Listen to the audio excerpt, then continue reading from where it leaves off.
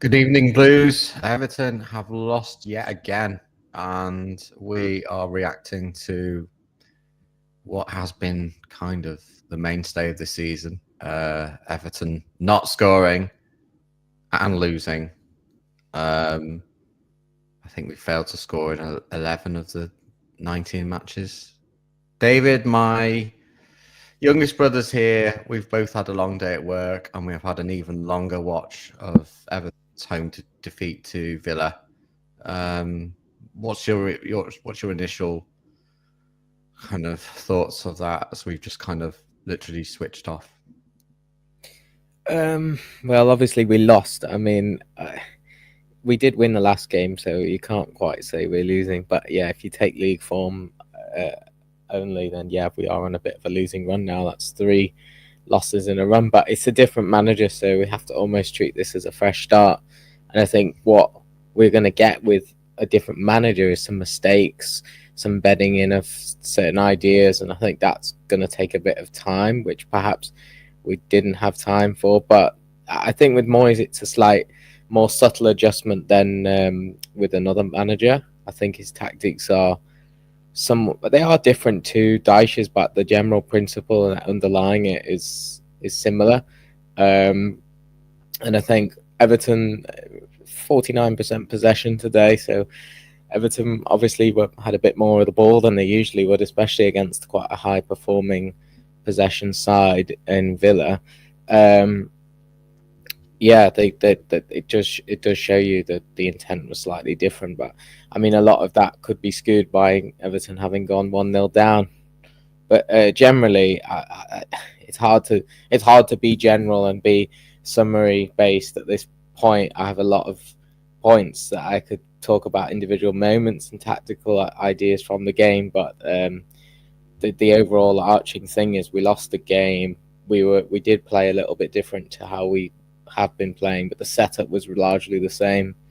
I agree. We seem to have a little bit more possession.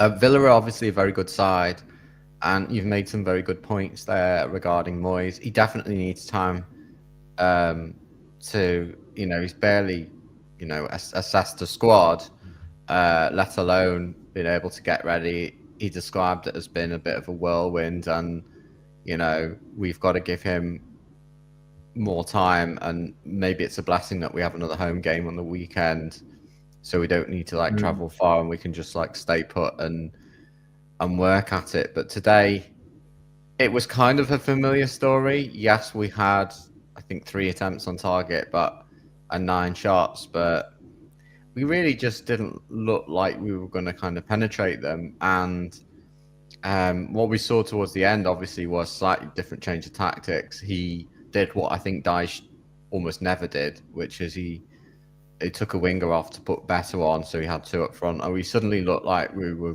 going to cause him a lot of problems. And Villa have been quite leaky towards the last 15 minutes of matches historically, haven't kept a clean sheet away from home.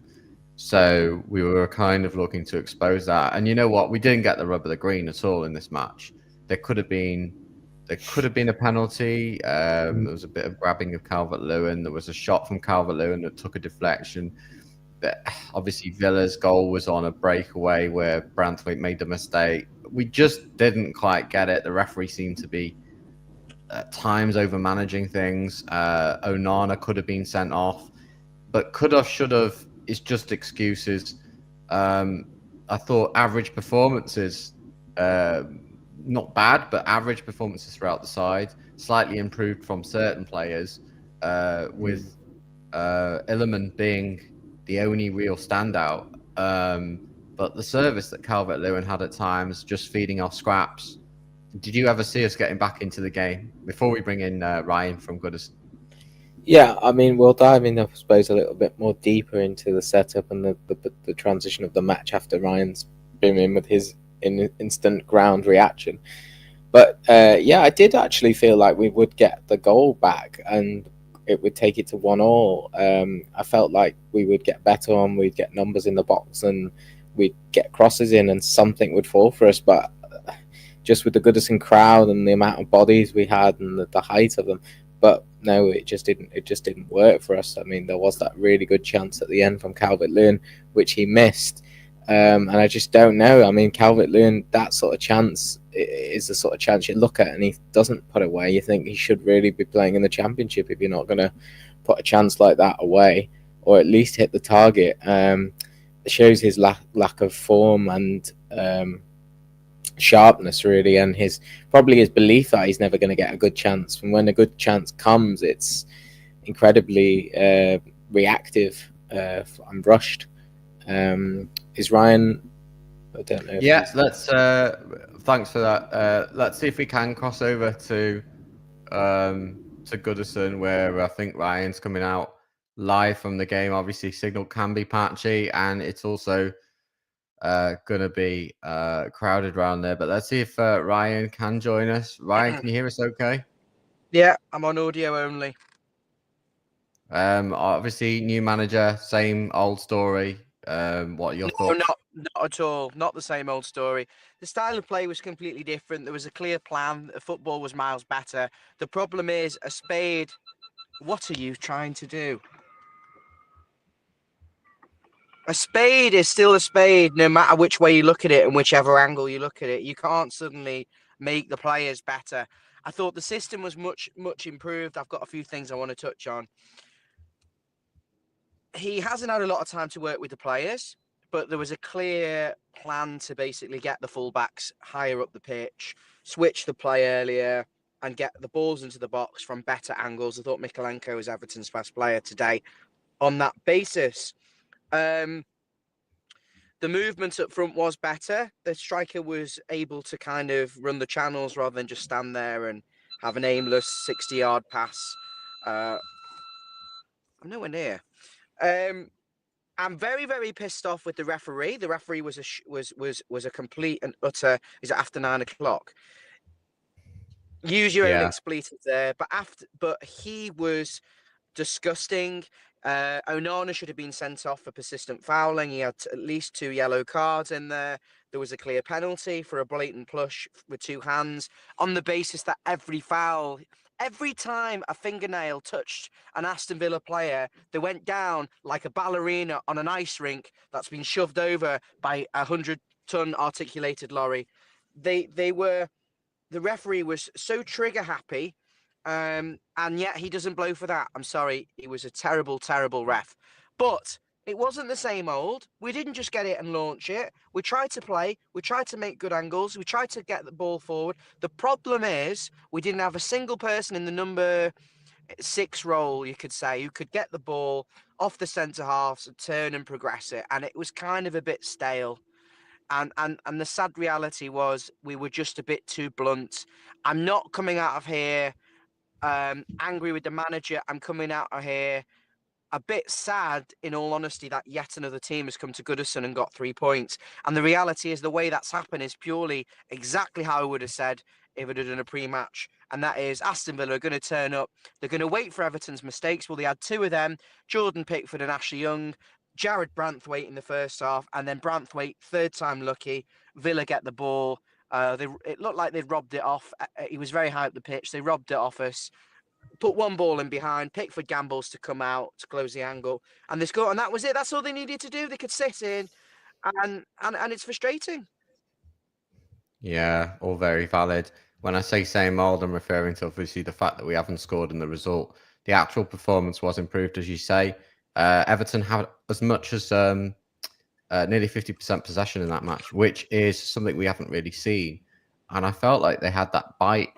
What was the crowd like, Ryan? How did people react to Moyes from the initial whistle to sort of later on in the game when things obviously didn't go away due to the Watkins finish? Moyes got a nice reception. I think it wasn't raucous. It was like a nice kind of applause. I wouldn't say it was like a celebratory style of applause. It was just very, very welcome back, clap, clap, clap. He sort of claps, but he doesn't get too ahead of himself. The atmosphere, I mean, I say it with all due respect to every Evertonian. I'm a contributing factor in that sort of atmosphere. It's not great. The atmosphere is poor. The fans didn't really sing. I think we struggled to get up. You know, we weren't given a lot consistently. I'd say Everton had moments and spells rather than... It was very much David Moyes. You know, it really was David Moyes. But Aston Villa were louder, and to be expected because they're full of confidence and they expect to win. The atmosphere was just... It wasn't horrible, you know, like on edge. There was an expectation that we were going to get something, that we were going to try and make something happen, but it didn't feel... It wasn't like a terrible atmosphere, and I wouldn't say it was particularly inspiring. It was just kind of neither here nor there. So a bit neutral, really.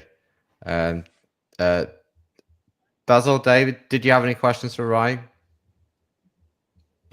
I just thought it was a very sort of neutral game generally. I mean, Ryan, did you feel there was that much between the sides? I thought both teams played a very similar situation where they've just kind of passed the ball a lot round the back, and the main chances for both sides came when the ball was won high up on either side, and it happened to be that Villa were more clinical with one of those chances.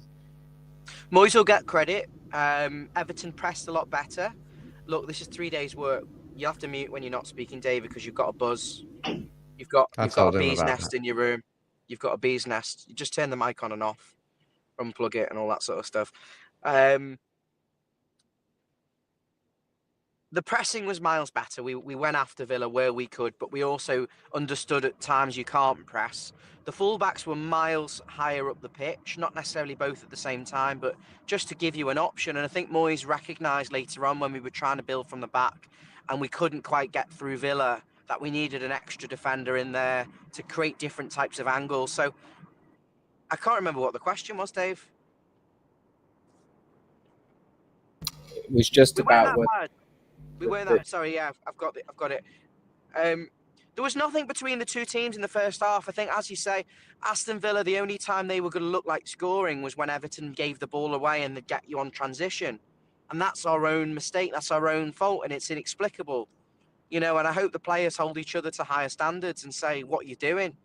And I think a lot of the time, David, that comes from players not always having the option in front of them and therefore kind of just doing nothing and losing the ball. But the one with Jordan Pickford and Ashley Young is just stupid because Pickford launches it forward. It comes back to Young. Young then passes it to Pickford. He undersells him, or someone undersells him. But they're just mistakes. And Villa, that's all they want. They didn't look like breaking us down. They were just waiting for us to make a mistake. And we gave them it. And Everton had the two best chances. I ever remember correctly. It was Abdoulaye Doucouré off a very nice cross from Mikalenko. Miles better delivery from him. Doucouré almost doesn't quite get full connection with the ball, should do a lot better. The Calvert-Lewin one towards the end of that half as well, he's kind of like toe poking at it. If I remember, that was down my end and he should do better. But it was kind of a bit of a scramble. And the one late on, which I'm sorry, is just as a striker, you've either got it or you've not. You've got that instinct, and I just don't think the ones we've got have got the instinct, because I think a Yakubu or what's his face, Lukaku, they just sniff it and they just eat it alive and stick it in the net. We haven't got anyone like that. Go and get someone like that. Even someone like Callum Wilson at Newcastle, who's not starting games for them. Go and ask the question. He's a goal scorer, a natural goal scorer. But no, there's not a massive amount between them. They were waiting for us to make a mistake. We obliged.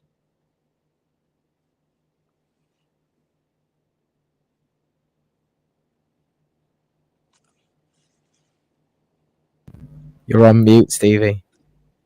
Thank you for joining us. I was going to say, yeah, make sure you do like, subscribe, and help to support us. If you've just come out of Goodison, Ryan reacting there as he's getting in the car. Basil and I, Basil, season ticket holder, didn't get there today. It was pretty much the same result, but Everton's mannerism and the way they went about it was much improved. We want your thoughts and comments. We will go through the main talking points next. Any closing comments from you, Ryan? Are you going to stay on with us, or? Yeah, I'll stay on, but obviously you have to direct me, because it's hard when you haven't got the camera on. But if you mention me, I'll speak. I haven't got a lot to say other than you've got a lot of comments. You've got nearly 500 people watching. A lot of people, I think, will share. frustration. I don't think there's going to be an annoyance necessarily with the manager. I think the key thing for me now, give this manager the players he needs. He needs someone, if he's going to play this system, the fullbacks have got to be very good at crossing. Look, Mikalenko did well today, and Ashley Young. Is he going to give them a go because it's positional and he's got Baines working with them and it's more positional things with them and coaching? But I just think your forwards, mate, you need to go out and get yourself a striker, and you need, if you're going to play that system, one of the two in that central midfield has to be able to turn and pass and carry the ball and dictate the play, get the ball off the back of the defenders, slot it through, get it into areas where those fullbacks can make a difference. And we haven't got anyone in the squad to do that. So I hope Danny Friedkin is watching the games, and Moyes isn't just going to be experimenting for 5 months and hoping. Go and take some action and make things happen. Okay, right. Well, we'll keep you there and we'll let you know when we want you in. Thanks so much for that feedback and just that kind of reaction. It's always really hard, even worse when you're coming out Goodison. It's like that emotional flatness, but we've experienced so much of us. We're starting to become accustomed to it. Moyes, of course, taking charge of Everton for the second time. I was personally quite excited about this because I think it was time to move on. Dyche has wished the side really he's wished them well via the LMA, saying it's the right time to leave, and he was quite happy that Moyes got the job indirectly. That all came through the LMA earlier today, but obviously Dyche has gone, Moyes is in, and there have been some little subtle things. David, actually, before we go into that, what did you pick up on that was kind of evident in this performance that you might have not seen if Dyche was in charge, if anything? Well, Everton's press for sure was different to how we played under Dyche. I mean, people keep saying that I'm a big supporter of Dyche. It's not quite the case. I just feel like the squad is just not capable. I don't think you could put Pep in there. You could put whoever you want in there. They're literally not going to do it. But under Dyche's early days, we were best when we pressed a bit higher and we won the ball high up the pitch and transition. Yeah. Decore was playing higher up, closer to Calvert-Lewin, winning the scrappy balls. We stopped doing that the last sort of 12 months, and that was hand in hand for me with how the chance created. But Moyes... Dave, can I just jump in on that and ask you a question? Do you think the two games where we lost 3-2, or those early games where we did try and have a go and we then lost, do you think Dyche then ripped up and went, no, actually, these players can't do it? What's going on with your mic? There's feedback when the mic is close to the computer. Is he holding it on top of the computer and then listening back to himself? He's moving about and it's interference, yes. Why is he still holding it like John Motson? It's 25 quid for a mic stand on Amazon. Fucking hell. Can you hear me? Someone send us a super chat and get this boy a mic stand. Can you hear? Yeah, you're miles better. Okay, no mic then. In answer to your question, yes, you're right. I think he got to a point where after a few games he panicked and thought, we're not gonna get points here if we don't go a bit more back into our shell a little bit and drop in. And that never evolved into a sort of 50-50 halfway house approach.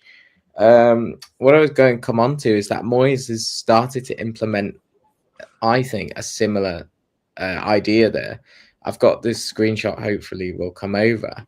And you can see this is early in the game. This is 2 minutes in. You can see the setup here. It's virtually similar to Dyche, like a 4-2-3-1, or a 4-2-2-2, where you've got Decore and Calvert-Lewin almost playing like a striker. This is very similar to early Dyche days. But actually, I think this is more, Moyes' style, the higher press, and then you drop off if you get bypass through that first press. And I think that was it. I thought it was more effective. I don't know about you two. I thought our main chances came from that at times in the game, but I think we just couldn't sustain it for more than 10-minute periods, which is kind of fair enough with the intensity that you have to play. But it did cause Villa problems, and they struggled really to move that ball out from the back line. You know, they had to sort of pass amongst the back line consistently side to side. I think we were watching Villa, we as fans, we would have said, oh, this is boring, they're passing it side to side. I think that's because Everton's shape was good, and we were naturally higher up the pitch. That comes with caveats of who's playing at centre back, because when Villa do attempt to play a ball forward, whether that's on the ground or in the air, you see the likes of Tarkowski and Branthwaite, they come in with their man to challenge. They don't drop off, they go aggressive.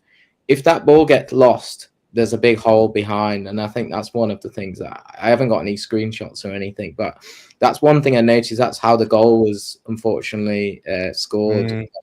I mean, let's just go straight in, because I don't think we've all, you know, we don't want to spend all night dissecting through what was pretty lackluster from the midfield at the times, but the goal came also in the second half when basically Watkins could have helped himself, really, but it was almost like he was waiting for a mistake. The mistake in the first half was, I mean, you could say that he fluffed his chance with Pickford only to be in the Gladys Street.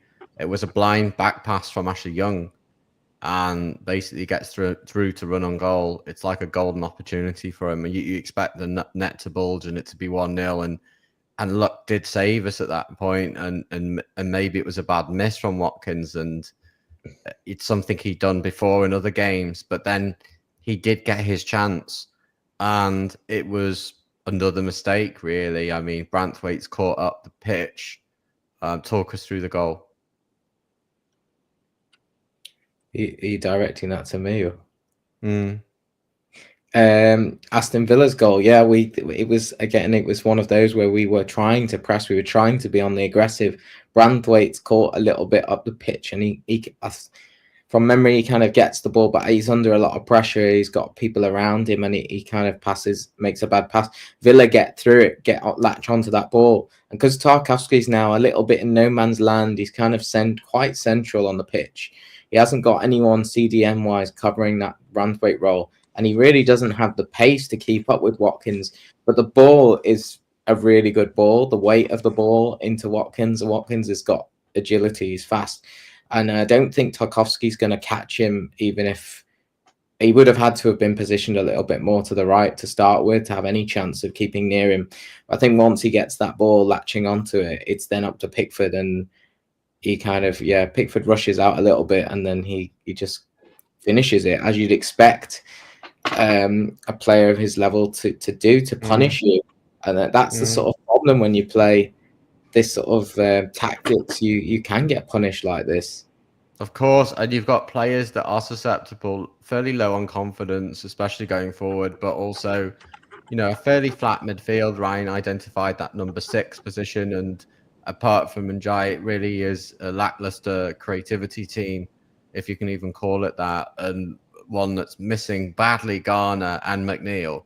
But it's going to be hard with this squad. I think Moyes is now realising the size of the opportunity. Haven't won a match without McNeil. If you've just joined us, good point, Ryan. We've not won since McNeil. We've also not scored in 11 of 19. We've scored 2 in open play from the last. Sorry, we've scored 2 in 2 matches, I think, of the last. Goodness knows how many. It's getting very concerning. And I think what happened was when Watkins took his chance on the back of that goal, he finally got the breakthrough, and you just knew that Everton probably weren't going to find a way back, at least any more than a draw. But you just sensed that because of our previous matches, scoring a goal was going to be a problem. I think Moyes did make changes that we'd not seen before, and he was signaling he went to a 3-5-2 towards the end. I did sense that at that point that was a chance of nicking something. Be interesting to know, you guys, did you just genuinely think we were going to score? Did you believe it? Did you think it was going to be a bit of luck? Or did you think that once they scored, it was pretty much done and dusted? I think, yeah, I think I touched on this earlier that I thought we were going to get a goal. I had hopes that we would anyway. And I think what Moyes tried to do, and I skipped quite ahead to the end of the game almost, but what Moyes tried to do at that end, whether he put those subs on too late, I would probably argue he did. And I would have personally put Harrison Armstrong on because the only game we have won is the cup game where he unlocked the defence with his pass. We were missing that little bit of creativity. Yeah. Once Villa go one goal up, they're sitting off. They've got physical, big players who are very astute of defending in a shape. And I think it's very hard to break them down. You need a bit of creativity. And with those two number sixes, you get no creativity. So the ball's constantly being funneled out wide. But as soon as a wide player receives it, they've got two men coming onto them. They're passing it back. So Everton find themselves constantly passing it back. And I think as the game went on, I would have liked to have seen Harrison Armstrong. Having said that, Everton were kind of robbed from a penalty, in my opinion. And I'm sure I touched on that as well. Yeah, it's the Calvert-Lewin. He was completely bundled over by Tielemans. I couldn't get over it. I put in the group, we've got a private WhatsApp group for the Follow Everton hosts and guests. It's basically, I thought it was coming. I actually did think they were going to give us a penalty for that because it does look like he's being held and tugged, and I've seen them given.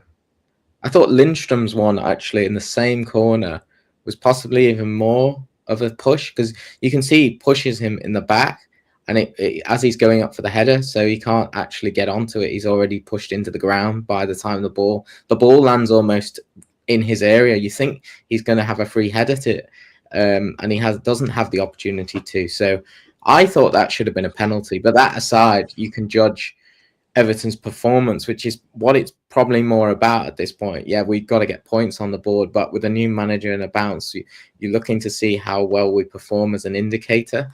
And then so Moyes puts on Jake O'Brien, he puts on Beto, and that's obviously a clear. I don't want to say he was running out of ideas, but I think the three of them were debating it on the touchline and probably were saying all sorts of stuff, and it is a puzzle because nobody's got to the bottom of why we're not scoring. But I think if in doubt, the last 10 minutes, get your 6'5" Jake O'Brien, get your 6'3" Beto, 6'1" Calvert-Lewin, Tarkowski, and Branthwaite. Get them all in the box. Get corners. We had 8 corners. We had more than Villa. We should be making more of that. I don't think we actually made much of that. I don't think we got a corner really. Maybe one corner when theirs were on. But I think that was the game plan at that point. It was to win off a set piece and find a way to get a goal to win, to get a point. I like the fact he brought on Jake O'Brien because I think we needed. We seemed, as that second half went on, the second half we weren't as good as the first half. But as that second half goes on, we were losing too many duels. We were losing too many battles. We were giving away niggly foul.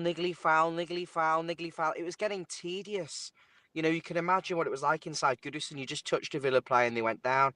I'm glad that Moyes kind of thought, you know what, I'm going to go with my biggest, stronger physical players, try and kind of bully Villa a bit more. But I think you're right, David. We needed a Harrison Armstrong in there to just kind of pick the lock. Maybe one of the 2 central midfielders had to go off just to try and help with that.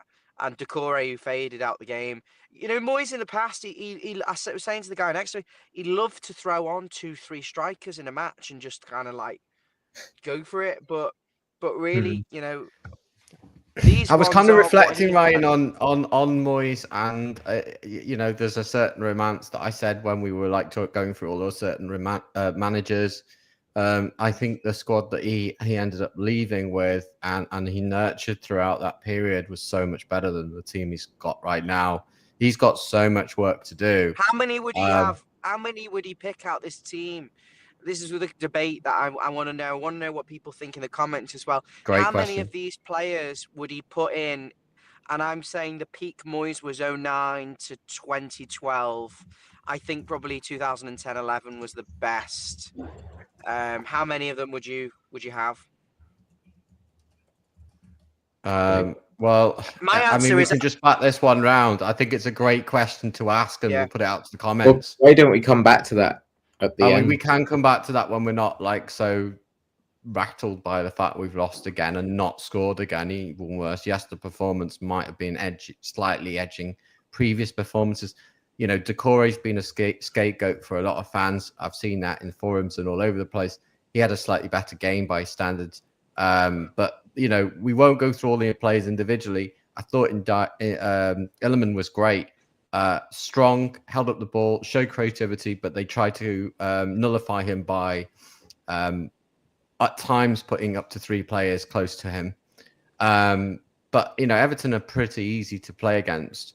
Villa are a good side, and we just need to probably take stock and say, you know, Moyes has had a couple of days. Yeah, he probably found out about the job on Wednesday or Tuesday night, whatever. And then he's had a couple of days, and we've gone straight into this, and it's just been a whirlwind for him to get into the system. He's got a new backroom staff.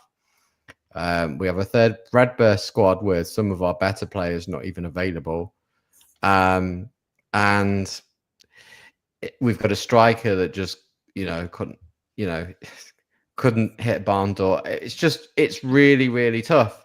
And yet we're playing a team in the Champions League who are flying high in that competition, that have shown consistent form, that are well managed, well organized, full of course, a lot of ex-Everton players as well, but full of confidence because of their forays in Europe and their abilities.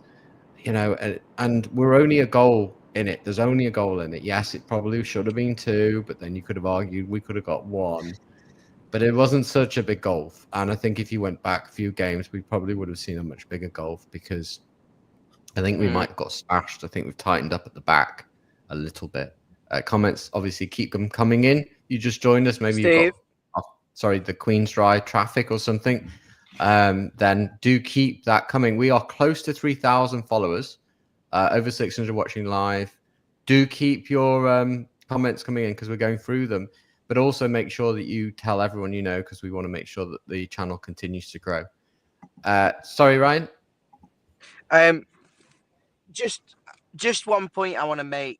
I've been thinking, all Debbie down, or all upset, all annoyed, feeling a bit flat. Yeah, we know, and it doesn't help. It compounds matters that Liverpool are going to win the league at a canter, because the standard of this division has been the lowest it's been in since Leicester won the title in 2016. But what I would say, I'm pretty confident that under David Moyes, Everton will come good. I think we will get results. If we were playing lesser opposite, what's the typing? There's under lesser against the lesser team, Everton would win today. We would have dispatched them.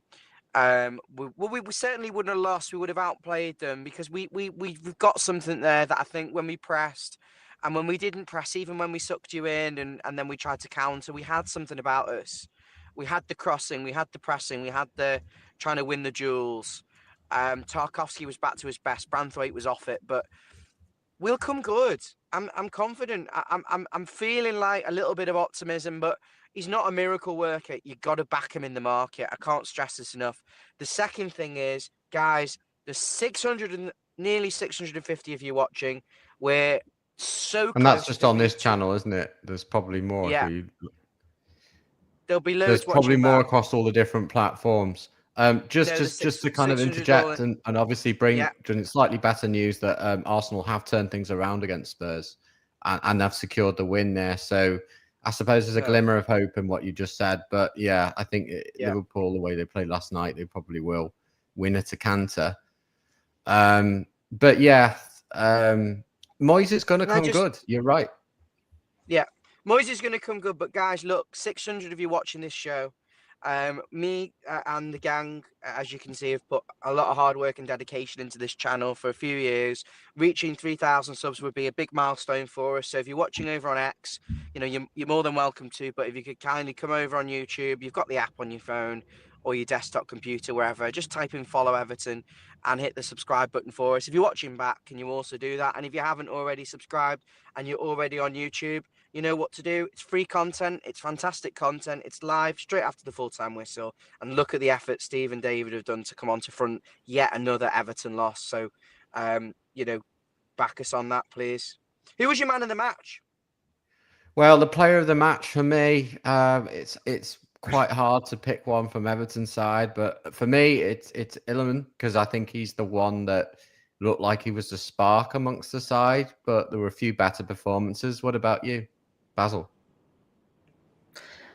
That's a difficult question because I thought the players were generally decent without being exceptional or that much above average. I thought it was a solid performance. There wasn't really any individuals who stood out. I thought Mangala got around the pitch and he did well in that battle. I couldn't really pinpoint anyone above anyone else really. Maybe Mangala just slightly. I actually thought I'm just going to pop although the team on there, Ryan. You might not be able to see this if you're in the car at the moment. Just a reminder of the team of Everton, how they lined up. If you just joined us, maybe you've got off the motorway or just arrived back, put the kettle on. You've been to Goodison, out in the cold. Another defeat. Thanks for joining us. Do go back and watch some of the raw stuff that we spoke about at the beginning, of course. Nikolenko also had a good game, though. He did get forward. There was some good crosses.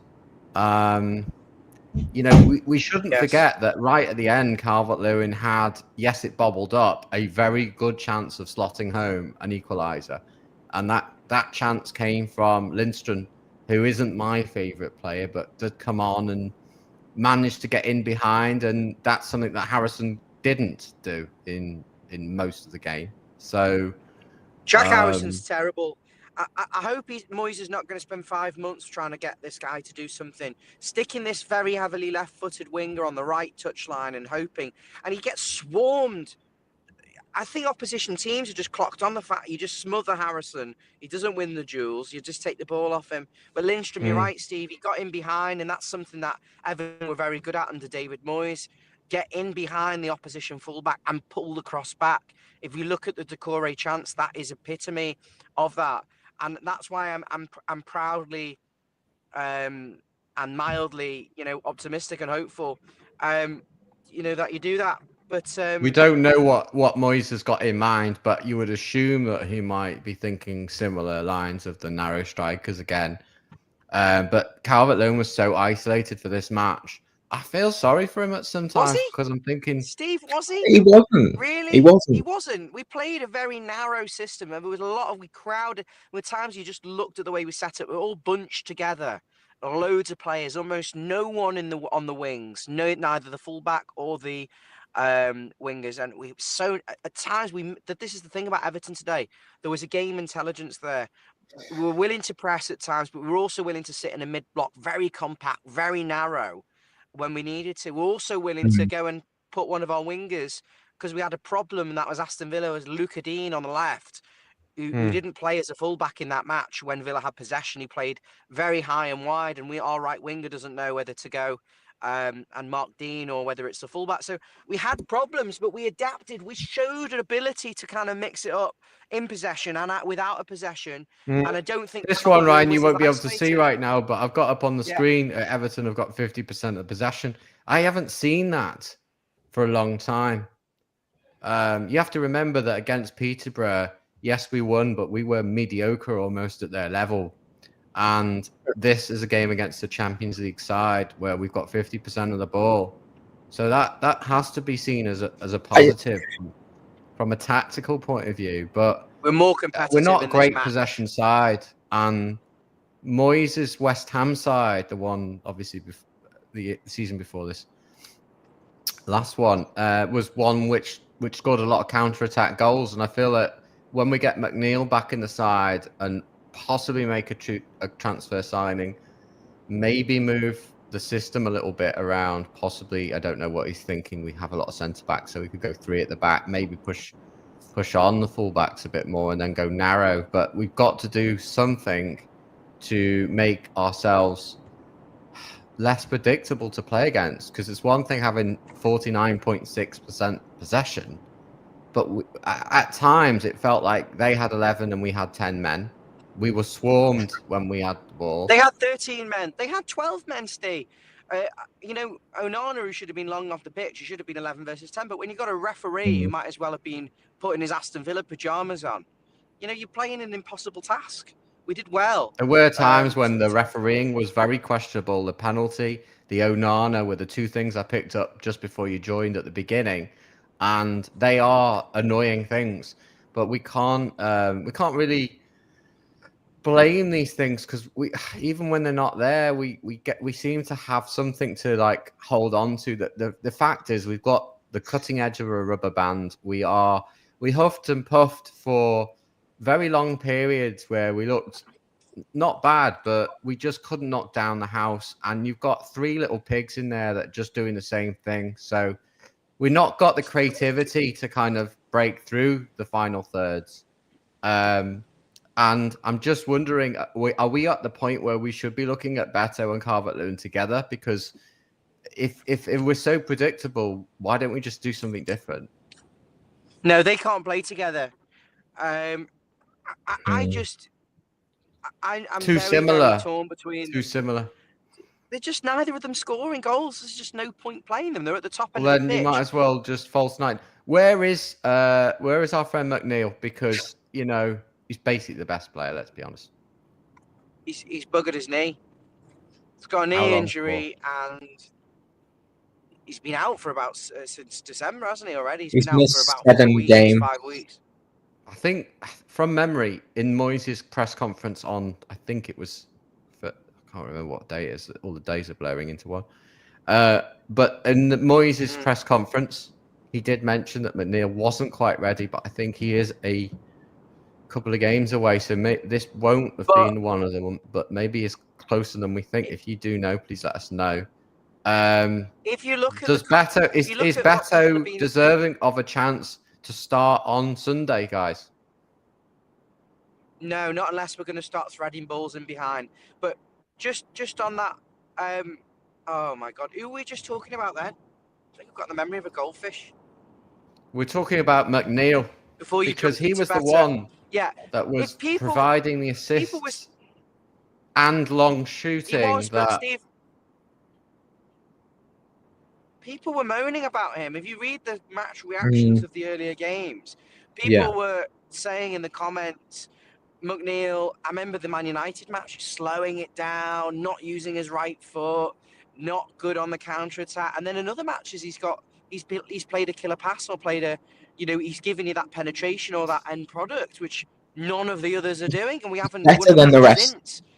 He's better than the others at being creative. He's not going to do it in every game, but he's a lot better. I, for one, said I was quite enjoying him playing in that cam role and picking up the ball and having shots from long distance. If anything else, he's got a really good left foot on him, and the stats are there to be shown. When he was in the team, we were scoring more goals and creating more chances. He's too predictable, Dave. I wanted to touch base He's on too predictable, isn't he? Without McNeil and what we had there, because that's what we have. Of course. I mean, look, we can't go looking for players that weren't on the pitch. Yeah. But at the same time, this is, we're taking stock of the fact that this is Aston Villa. Moyes has had a couple of days. We do have another game on Sunday. We have a squad. Those three in the midfield, Garner, Mangala, and then Decore. I feel you only want to play one of those. I know that we probably don't have the luxury to just play one of those, but I think if you give three players the role for one or two, they're all doing the same thing, which is kind of a defensive mid, very little creativity, but like just getting it side to side. You need more creativity, otherwise you just can't. I don't think the three of them did play the same role today. I think Garner and Mangala played a very similar role, the two in front of the back line. At times I watched them and they were both getting caught out high up, trying to press, and you could see huge gaps between the centre backs and the centre mids. And I was thinking, sugar, if they play a ball in there, Villa, we're done here on the transition. But I think Decore played a lot higher up the pitch, which I showed you in the screenshot 20 minutes ago. He was almost playing as a second striker at times. So I don't know, but I do agree we need a creative spark in there. Everton's Peter's here, one of our regulars. Thanks to all the regulars, Mr. Blue Skies as well. Lots of people have been with us right from the start. We have close to 3,000 subs at the moment, and the more we get, then the more we get to push out that ourselves out to more. It just kind of like it's like a snowball, really. But anyway, going back to the comment, Peter's right Peter there. says Mangala's easily our best combative midfielder, but he doesn't understand what Idrissa Gueye is doing. Obviously, you just touched on that from Basil that they are doing a similar role, but there aren't really that many options, and the fact that he's played Harrison, Decore, there's not enough players options though, is there? fans have been on the No, backs for it just such a long isn't. time.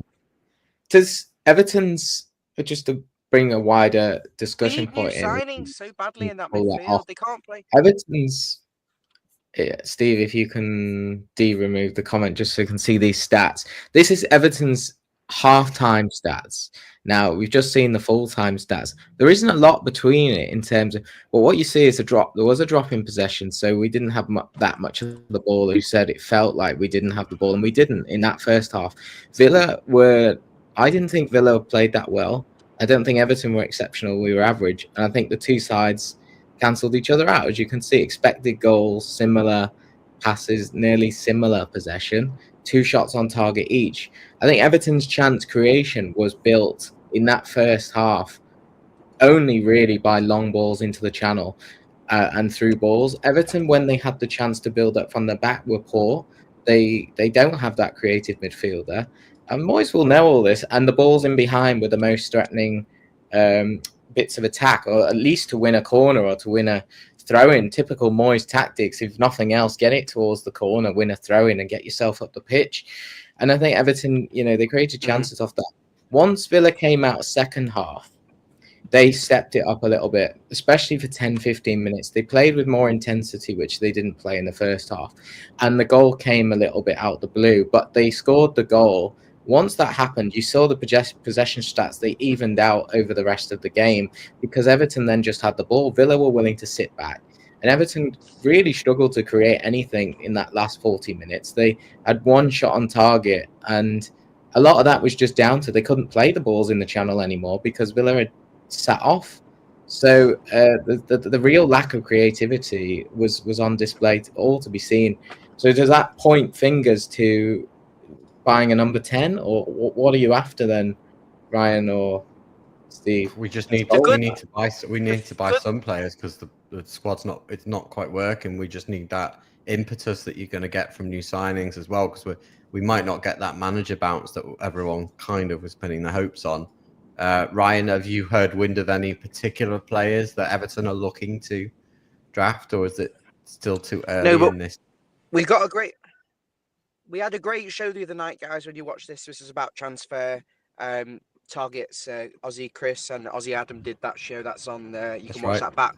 But one thing is for sure, I've got full trust in David Moyes to actually pick good players, make good signings at Everton in the past. He got it wrong more than he got.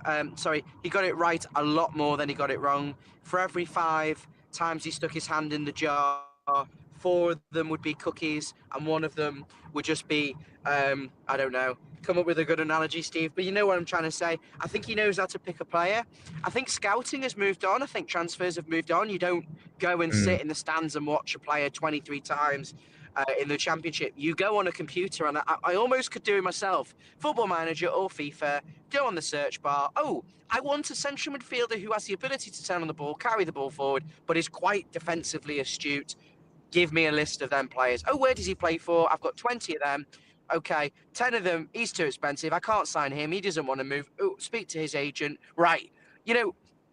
Data-based and the metrics. But if Moyes has adapted to that information and isn't too old school in his way of thinking, then I think he'll bring in the right players. And I really hope that Moyes, with his good eye, will look at that 11 now and go, right, Decore hasn't got the technical quality to play as a number 10 week in, week out.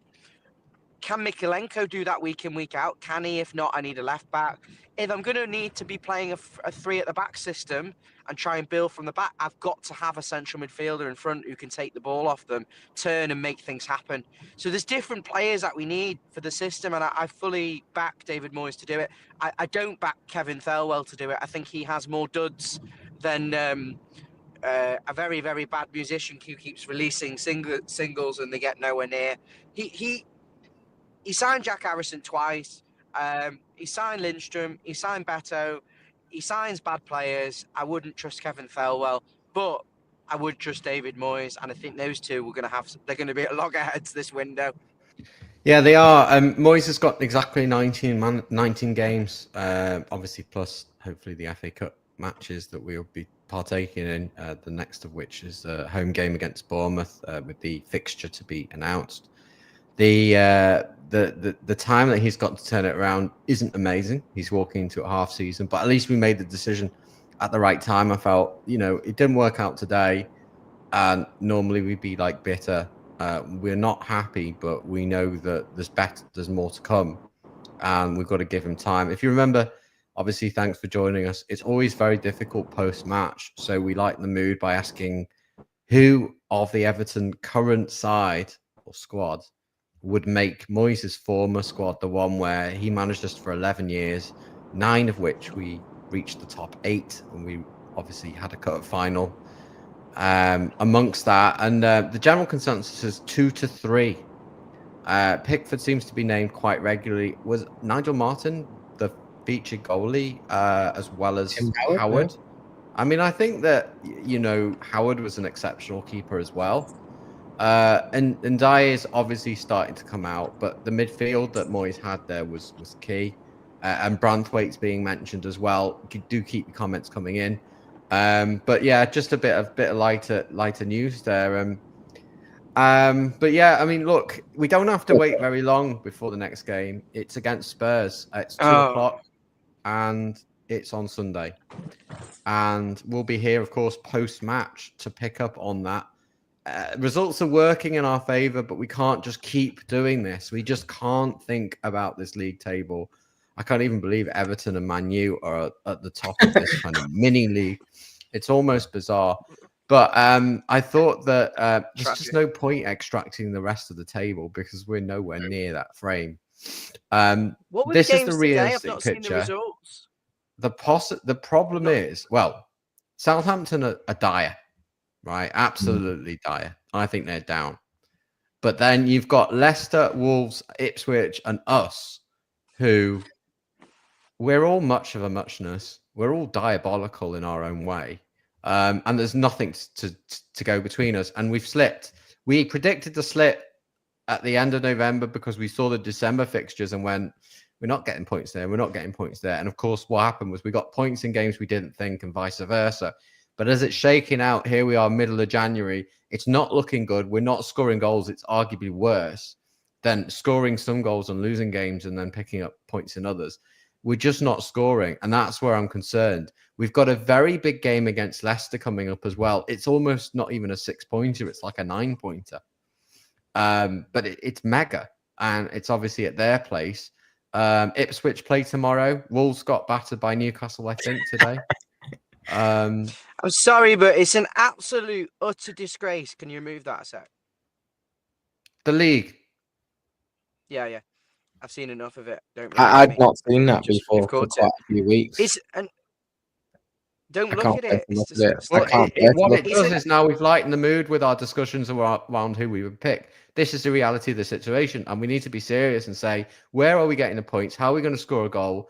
It's absolutely disgusting. We've got a hit and miss Spurs side coming to town, and we don't know what side of Spurs are going to come. The smash and grab Son and Co side, or is it just going to be Everton's day and maybe we'll get a corner because we can only score from that's what they'll do. That can we get rid of it now? It's an absolute disgrace that we've won the same amount of games as Ipswich Town, who are a small club with a fraction of the budget. I'm sorry, it's an absolute disgrace. Well, Leicester, the hope, Ryan, is Forest. If you look at Forest this season, you would never have called that. Forest play a low block, suck you in, and then have got really fast. And they've got players that they probably won't hang on till the end of the year. Some of which would be nice signings. No. But I think they're a sleeping giant. Former European. They are a big side, but they just have come from nowhere, and it's proof you can do it. Leicester did it, of course. But Ipswich, just because they're a smaller club per se, I mean that's an argument that you can have. doesn't mean anything. We are where we deserve. We don't deserve any more. The reality of the situation is we cannot score for toffee. Pun intended, of course. But listen, we're in extra time here, and I would like to get some closing comments because I think we're gonna find it a very hard night to sleep on. But fortunately, whatever happens, we'll be here after the whistle on Sunday, begging you, Everton, please go for the win. Just Everton go for it.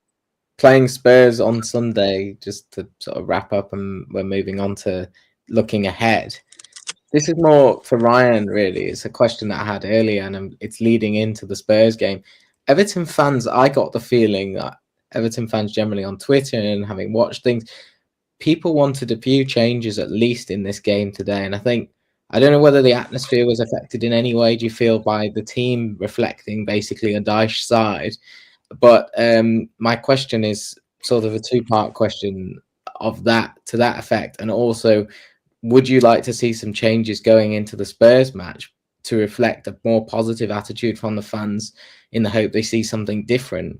Or do you stick with what you had today and build on that in training with tactical decisions?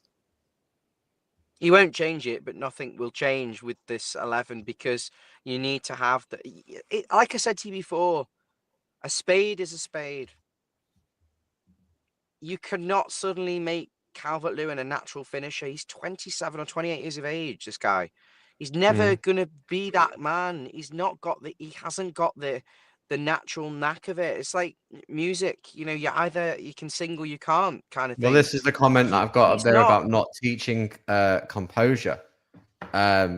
And you can't do that you can only do so much. You can change somebody's confidence. A lot of that is when Calvert-Lewin didn't score, then he suddenly broke back of that.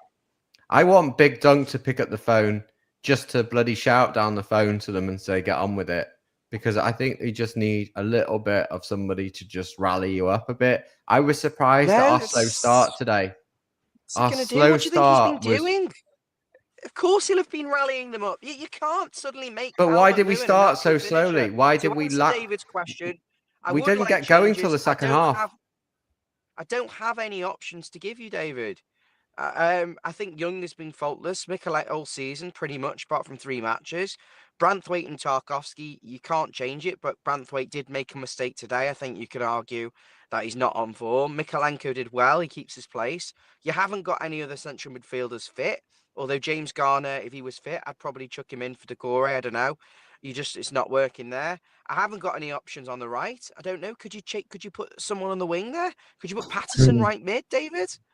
Could you do that? Could you put Harrison Armstrong on the right? Apart from that, Ndai's not going to be dropped. I don't think he's going to play with Beto unless he's going to start threading balls in behind. We've got no one to make that pass. So, nothing's going to change overnight. Ryan, just picking up on a comment that you made earlier on in the season, you said Everton were pretty much the most unlikable. This is the most unlikable Everton side that you've ever really come across. I can't disagree with that. I bloody hate this side. I love the club, but I feel like the side, there's just no one that you can really go. There's an app. There's an Everton app, of course. There's an app where you can choose your favorite players. I have all 3 spots empty. I like Ndai, and one thing I noticed about him today, there was a time later in the match where he actually became a winger for once. Instead of under Dyche, listen, we know this boy can dribble. We know he's got talent. He can hold the ball. He's strong. He wins duels. But under Dyche, he's getting it on the left. He's got no one near him. Mikalenko not bombing on, taking him a player away. So he's often got 2, 3 players around. He just dribbles inside to traffic, and then we just retain possession. He's not actually going anywhere with it. And I mean this in the nicest way possible. He's my favourite player. He would be the one out of those 3 that I'd put in there. But I like the fact today he actually went outside to the byline and put a ball in with his left foot a few times and actually played like a winger. And I think there's prospect there for certain players under Moyes to thrive. But you cannot coach an uncoachable. I don't think Calvert-Lewin is the level required. I think he could be a squad player in a team. Probably going anyway, which might be reflected in his true performance, right? If he's going anyway, that might play out. in his We're performance. not offering him another contract. I think he's on £120,000 a week or 90 grand. Everyone's talking about him declining a contract. No, we haven't offered him anywhere near that money. And why would we? It's mutual. It's mutual. Answer this, both of you, Stevie. It's May. The season's finished. We finished 17th, where we are, been for 4 seasons because we're absolute dross. We are where we are, and I can't remember it ever being this bad ever and this unlikable. I've think got it these was 3 30 years players ago, in front of actually. me. This is the 4th relegation battle. This is the 4th year. I'm I think it offering was you. worse 2.5 years ago. Yeah.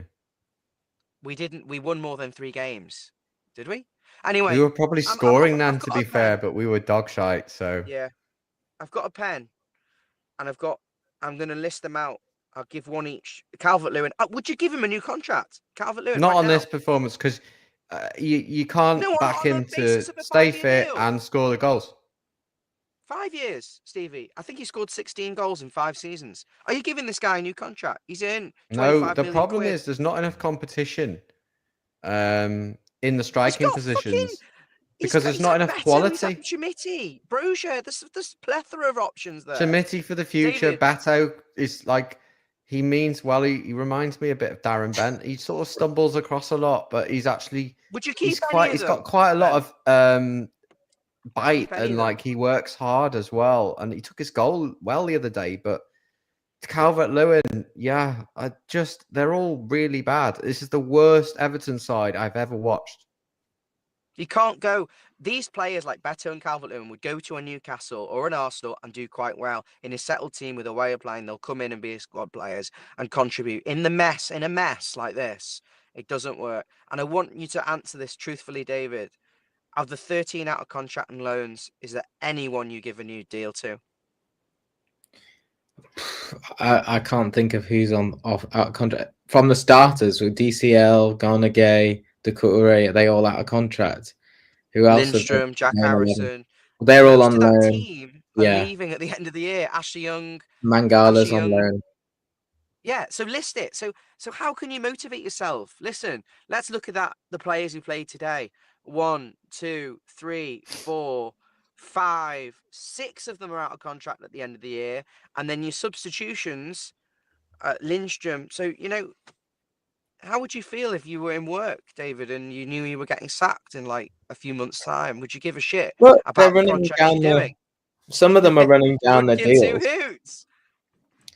Well, no, but you have to have a level of professionalism. Some of those players are going to go on to different clubs. Somebody like Calvert-Lewin, particularly, has still got 5-6 years of being a top striker. Not that he is a top striker, but a potential to be a good striker in a Premier League side. Right now, the way he's playing, he's not going to get another job in the Premier League unless he goes to like an Ipswich or something if they stayed up. So these players have got to prove. These players have got to prove their worth right now. And if they don't, they're going to end up in the mud. The loan players, they go back to their parent clubs. That's it. You've got a point about that. But the other one. That interview out.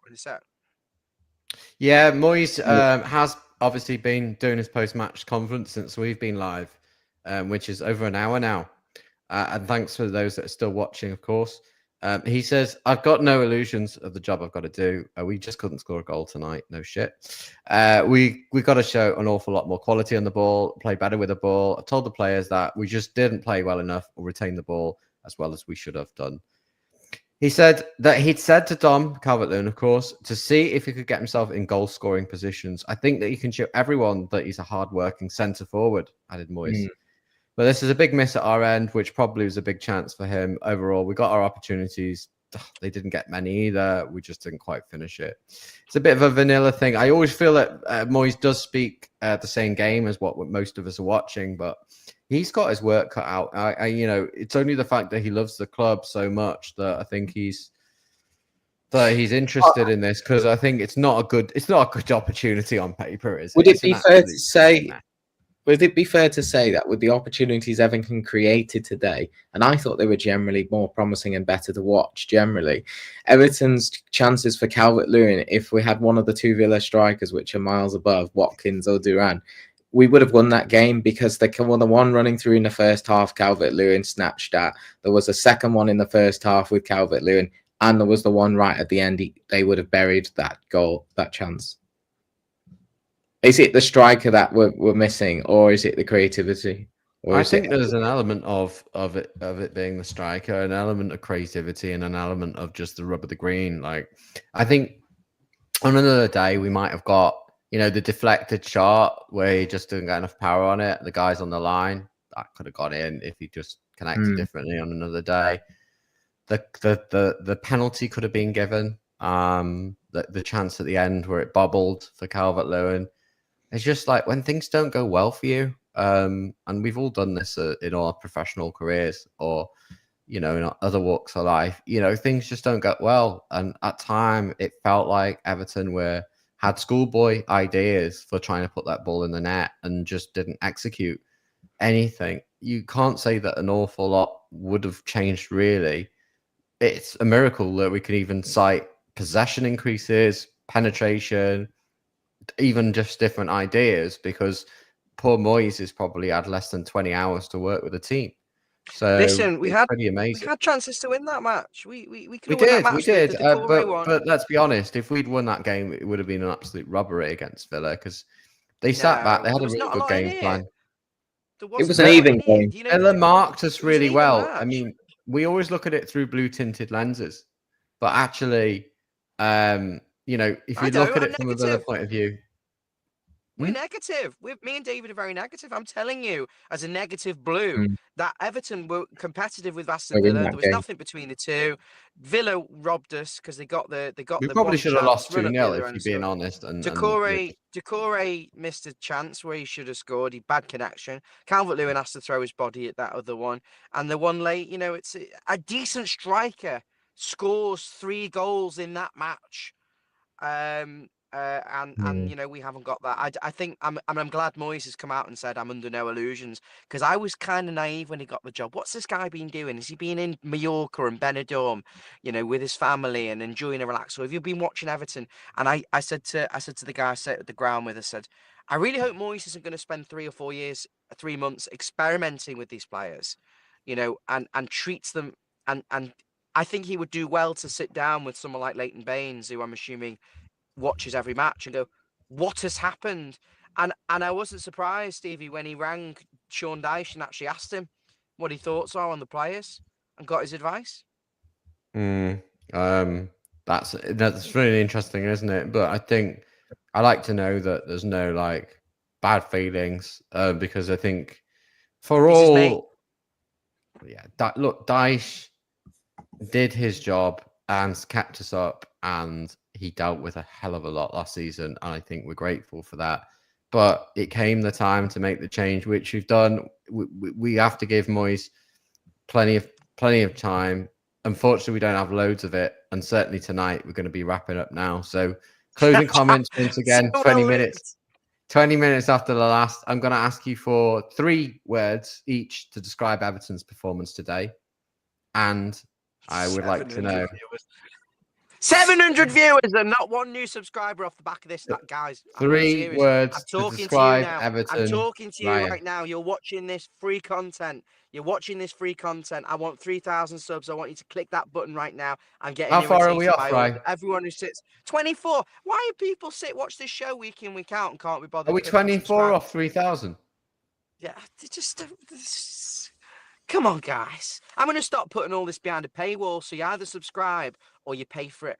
And your answer to your question is 3 words. Sad. We lost to Villa, a classic team at Goodison. It's sad.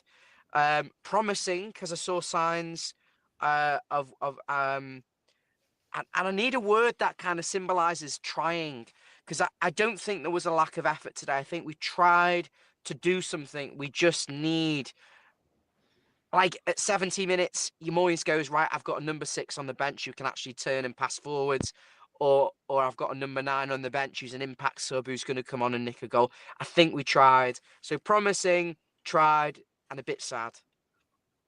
They're my 3. Okay, thank you. Battle. I'm not good with coming up with words, and plus Ryan. I only want 3 words. Ryan had to explain all 3 of his words in depth to get any sort I of only want 3 argument. words. Any Jan would do context. this. I know he'd give me a Look, straight answer. You, And then a poem. You said 5 minutes ago, Stevie, that you saw nothing in the first half and it only came out in the second half. Just to sort of answer that and wrap up my summary of what I thought. Everton came out first half. Moyes told them, play aggressively, play up the pitch, play diagonal balls in the channels. Everton did that. They looked more threatening. They looked better. They were more entertaining for us to watch, even though the nothing productivity-wise came off the back of it. But they didn't look that much worse defensively. There was some shaky moments which we can iron out, and we can discuss how Everton stop transitions and the players in the right places and who plays at the back line. Everton were better. Villa got a goal. They sat off. Everton struggled to break them down. Crosses don't work against Villa. Everton had no ideas, and then we lost. This isn't 3 words. That's my summary of the game and my rounding up of Everton. And I thought, summarize give it. Moyes. Stevie wants to say shit. And my shit, 3 shit. words are Give bobble. Moyes time. Bobble, referring to the late chance for Calvert-Lewin. Unlucky, referring to the penalty shout and the sending off. And He's flat, like a countdown as far as host. the midfield performance goes. And B for bobble. And that Sesame Street episode was brought to you by the letters A, B, and C.